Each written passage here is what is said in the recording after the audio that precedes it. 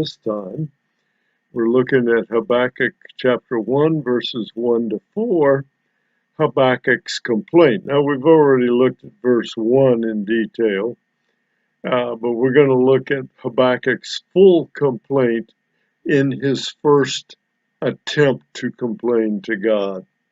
While last time we examined that opening verse, let's take a look at all of these 4 verses this time. For example, Habakkuk 1, let's begin in verse 1 again. Read the old familiar verse. The oracle that Habakkuk the prophet saw. Verse 2, O Lord, how long shall I cry for help, and you will not hear? Or cry to you violence, and you will not save? Then in verse 3, why do you make me see iniquity, and why do you idly look at wrong? Destruction and violence are before me, strife and contention arise. Verse 4, so the law is paralyzed, and justice never goes forth. For the wicked surround the righteous, so justice goes forth perverted. Wow, was he upset? It looks like he's upset at God, but probably he's not as upset at God as it might first appear. So his complaint began in verse 2. And once again, we've said this before, he's painting a picture, and the picture is something like this. Hey, I've got a message from God, Israel, Judah, and it ain't pretty. Verse 2, let's read that again and look at the key words as we've been doing in the past. O Lord, how long shall I cry for help, and you will not hear? Or cry to you violence, and you will not save?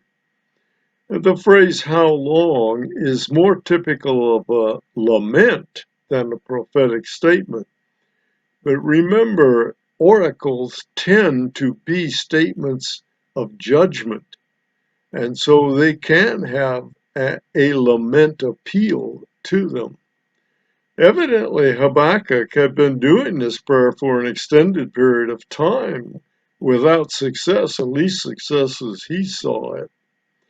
The word violence implies a flagrant moral violation by one party resulting in injury to another party, an ethical wrong that Habakkuk saw dominating his vision. Violence appears 6 times in Habakkuk. The repetition firmly declares it to be of major importance to his message. While it's not yet clear, we should be aware that Habakkuk's complaint evidently concerns violence on the part of fellow Judeans, not some foreign power, but one fellow Judean against another. Adding to the urgency of his call to the Lord are the accusations of will not hear, do not save, as if to imply that God purposefully, if I say that word, refuses to halt the evil activity Habakkuk sees. Well, there are 3 things evident in this first outcry. Again, as we had been saying, Habakkuk had been praying, evidently for some period of time. He had been praying about moral and ethical mistreatment of one group of Judeans by another group of Judeans.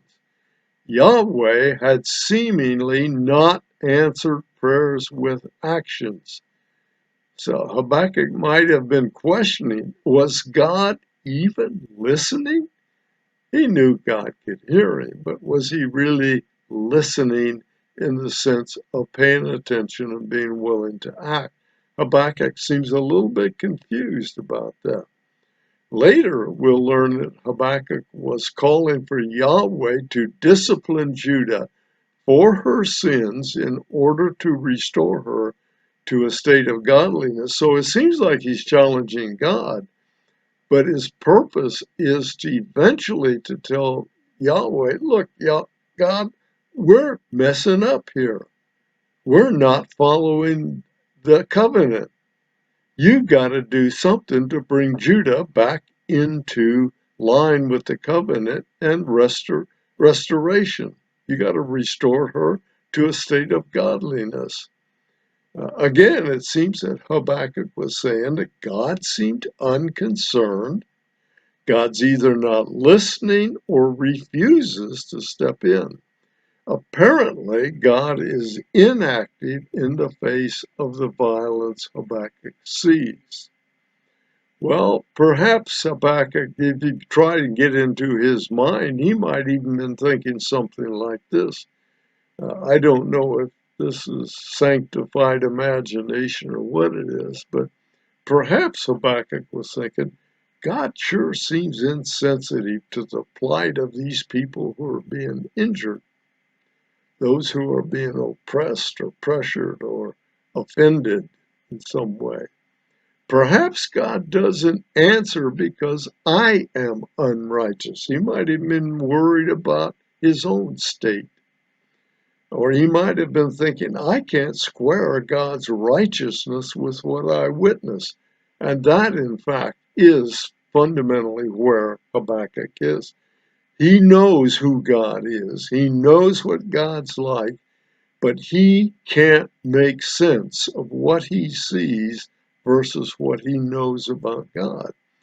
God's wisdom seems to be missing as a chaos keeps going on unchecked. So Habakkuk is clearly confused. He can't reconcile his knowledge of God's attributes, as we said a moment ago, with God's apparent behavior or lack of behavior, lack of action at least. Habakkuk was having a crisis of faith. You ever been there? You ever done that? You ever had a crisis of faith where something doesn't make sense? You know who God is, you know what God's like, you see what's going on, and God appears distant or removed from it. You've ever been there, done that? I have. Here's an important note. The word save here referred to deliverance from oppression or restriction that Habakkuk was seeing. He's not talking about individual salvation and justification as we know it in the New Testament. He's using it in the sense of deliverance. Even in the New Testament, save doesn't really need to mean justification. Compare the save in Peter's cry while he's walking on the water. Do you remember that one? Where Peter said, Lord, if it's you, call me out. So Jesus said, all right, come on out. But in Matthew 14:30b, we see Peter cried out, Lord, save me. Very short prayer, but he was going down when he took his eyes off Jesus and started looking at the waves. But Habakkuk's not finished yet. He's going to elaborate by adding more gory details. Look at what he says in verse 3. Why do you make me see iniquity? Why do you idly look at wrong? He says, God, you make me see this stuff. I don't want to see it. I don't want it to be happening. And you just sit around there and look at it? Destruction and violence are before me. He said, he's repeating himself. Strife and contention arise. Like the phrase, how long, why is also characteristic of a lament. Remember, this is going to be a nasty statement of judgment of Judah before we're finished. Iniquity is a word for sin or evil, or as some translations say, injustice. So there was social injustice going on in Judah as a part of the violence that Habakkuk's speaking of. Now Habakkuk paired iniquity with wrong. Both have difficulty, of course, and imply errant ways. So he's reinforcing his sentiment that things aren't the way they're supposed to be. Destruction is translated by some as anarchy or spoiling, and is paired here with violence. So destruction and violence are paired to make violence even stronger. Could be speaking of anarchy. It could be speaking of one group taking spoils from another group. Strife and contention are also another pair that are related, and he's using it to emphasize a point. And that pair could also be called conflict, quarrels, fights. So we've got a real mess going on in Judah at this time, and Habakkuk only sees evil and trouble, perverted justice, and social oppression. That's all he sees in this vision. So his accusation of God's inaction is seen by his use of the expression idly look at, which can simply mean tolerate. So he says, God, why are you tolerating all of this in among your people? Note the contrast. God, you make, force, or cause me, Habakkuk, to look at sin. You cannot look at it yourself, but you make me look at it. You just stand there doing nothing. That's the impression we're getting from his position at this time. Jeremiah and Amos also paired destruction and violence for a similar purpose. Jeremiah 20 verse 8. For whenever I speak, I cry out, I shout violence and destruction.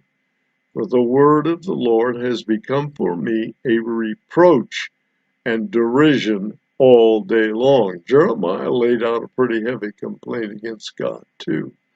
Amos chapter 3 verse 10 said it this way.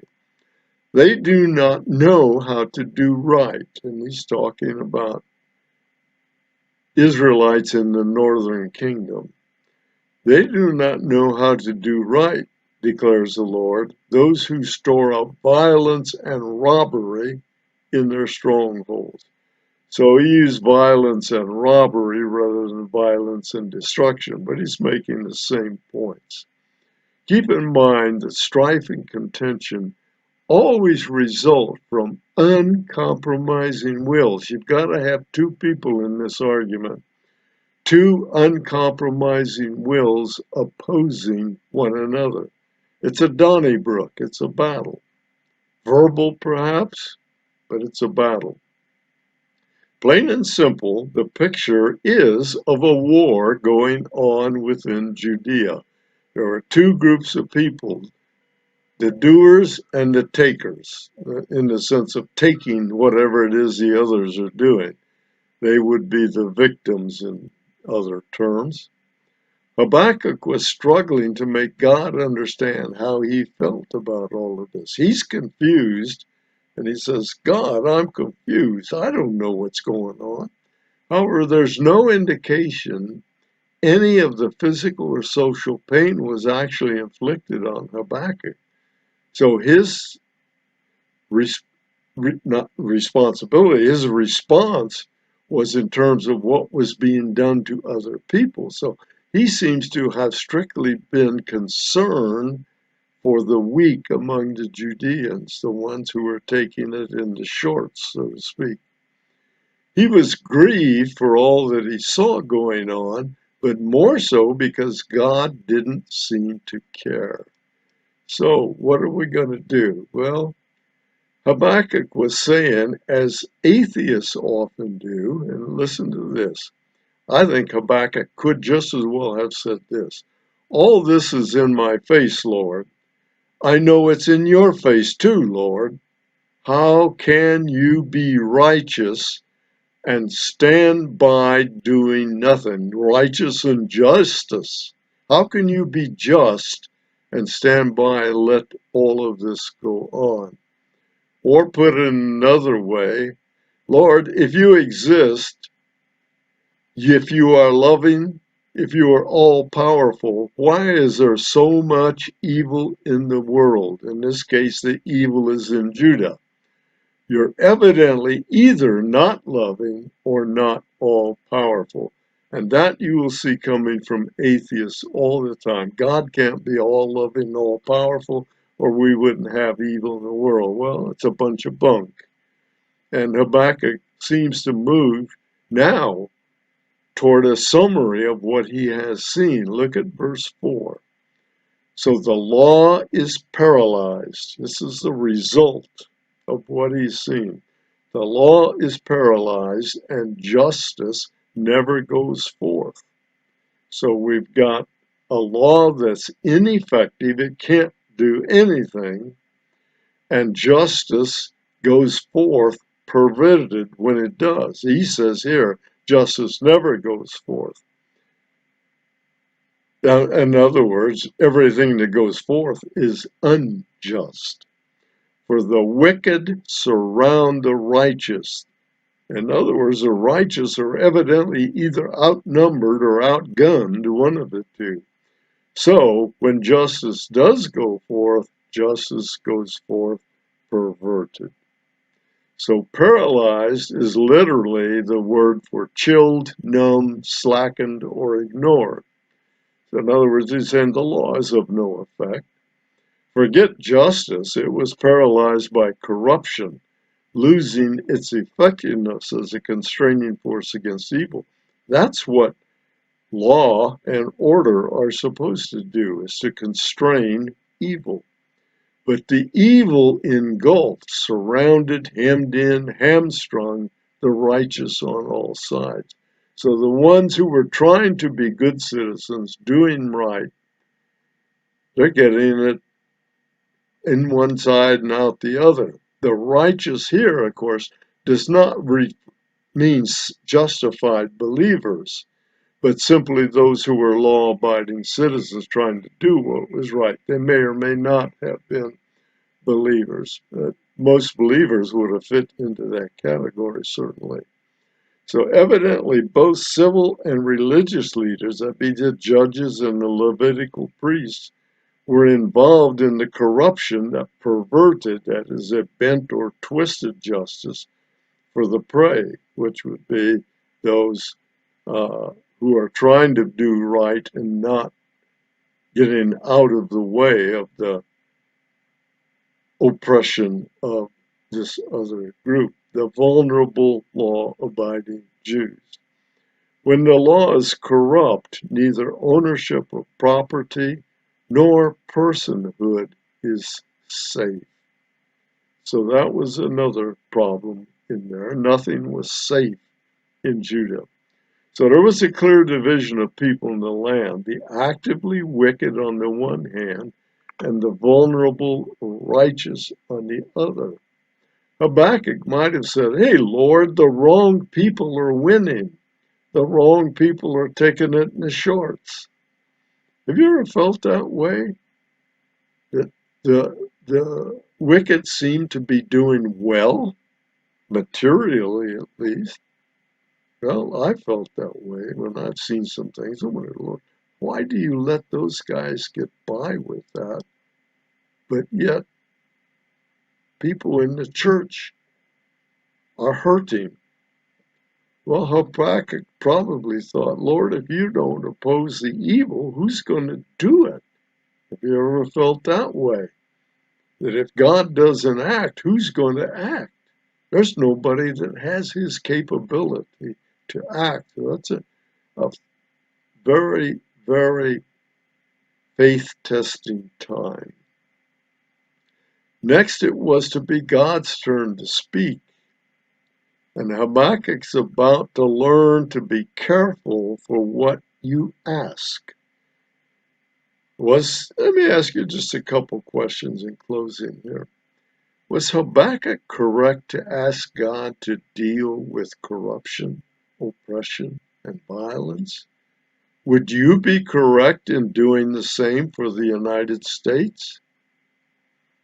To ask God to deal with corruption, oppression, violence, immorality, those things are going on in our country? Of course you would be correct to do so. As a matter of fact, you should do so. Was Habakkuk correct to challenge God on the use of his attributes, his motives, and his intent? Well, that's another whole question. The question is, should Habakkuk challenge God or simply ask for clarification, such as asking God, how can this be, Lord? But he seems to be challenging God.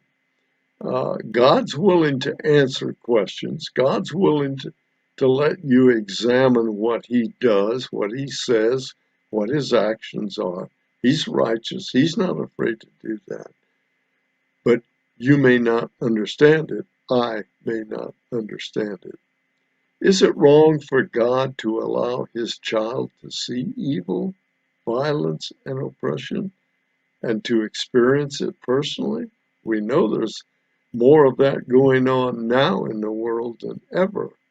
But God doesn't do wrong.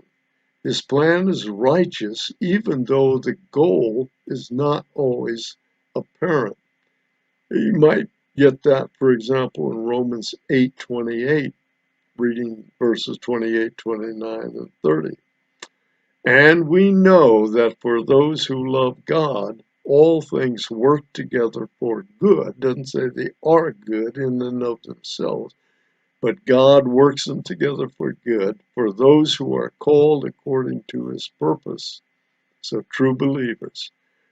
Verse 29, for those whom he foreknew, he also predestined to be conformed to the image of his Son, in order that he might be the firstborn among many brothers, in order that Jesus might be the firstborn among many believers.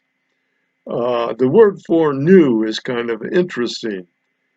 You say, well, he knows everything, but foreknew is never used except with respect to people. Think of that for a minute. And those whom he, verse 30, and those whom he predestined, he also called. Those he called, he also justified. Those whom he justified, he also glorified. So, if you were predestined by God, he takes care of everything needed to get you there, to that point. So if you think you solely are responsible for your salvation, you need to take a quick look again at verse 30. So how should a believer respond to unjust laws? Well, Peter and John gave us a clue back in Acts 4, not 14. Acts 4, verses 17 to 20. Let me read that. But in order that it may spread no further among the people, let us warn them, and this is the Jews talking about Peter and John. Let us warn them to speak no more to anyone in his name. In other words, they were trying to put a gag in the mouths of Peter and John. So they called them, Peter and John, and charged them not to speak or teach at all in the name of Jesus. How did Peter and John respond? But Peter and John answered them, whether it's right in the sight of God to listen to you rather than to God, you must judge. In other words, verse 20, for we cannot but speak of what we have seen and heard. So Peter says, you're going to have to decide whether we're right or wrong, but keeping a gag on us, no way. We're going to talk about Jesus. Now let me read the 4 verses we've been looking at from the Message, a pretty wild paraphrase. It's not even a close to a paraphrase. It's some Eugene, and I forget his last name, all of a sudden. It was his mental image of what was going on with Habakkuk. Let me just say that. But he's got them according to verses, so let me read the 4 verses this way. The problem as God gave Habakkuk to see it. God, how long do I have to cry out for help before you listen? How many times do I have to yell, help, murder, police, before you come to the rescue? Why do you force me to look at evil, stare trouble in the face day after day? Anarchy and violence break out, quarrels and fights all over the place. Law and order fall to pieces, justice is a joke. The wicked have the righteous hamstrung and stand justice on its head. Well, he's got a lot of the ideas that I would agree with. And it's not a translation, remember, but he's thinking, if I were in Habakkuk's position, how would I have said this? And that's what you get. The message is that sort of a version of the scriptures. Well, how about takeaways? Well, like Habakkuk, how am I saying that? Habakkuk. We should take a serious look at our own country and approach God in prayer for his intervention to bring the nation to repentance and restoration. The Lord knows we need it. We must realize that God is never inactive, inattentive, or uncaring. That's to come, and Habakkuk's about to learn that that's the case. God's seeming silence is never proof of these last attitudes, inactive, inattentive, uncaring. When God's silent, none of those are on the table. He has his own reasons for doing what he does. Confusion or an inability to square God's attributes with his apparent action doesn't mean they can't be reconciled. In other words, just because we can't see why God's doing what he is doing, he does. God can handle your confusion and your complaints even. When God gives you what you ask for, his method may surprise you. Now, God is sovereign, and we must, in the midst of confusion, violence, and other cultural turmoil, hold fast to a belief in his plan, his timing, his way. In prayer, we should wait for God's response. And next session, we will take a look at God's answer to Habakkuk's 3-verse complaint. And by the way, Matthew, have you noticed this black hat I'm wearing? It's not a Red Sox cap. It's not a Cubs cap. It's a Diamondbacks cap. So don't think I've left the National League. I have not succumbed to Boston Red Sox fever. All right, see you guys later.